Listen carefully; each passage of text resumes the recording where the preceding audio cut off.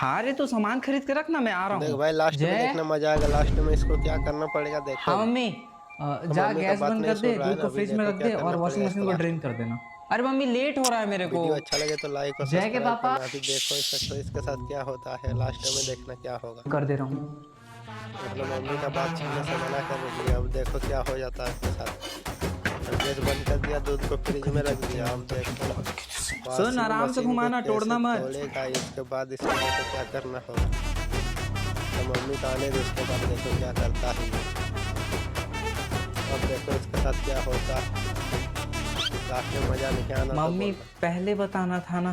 अभी देखो पूरा कपड़ा साफ कर अबे रहा है, अब आ रहा इसका हूँ ना। दोस्त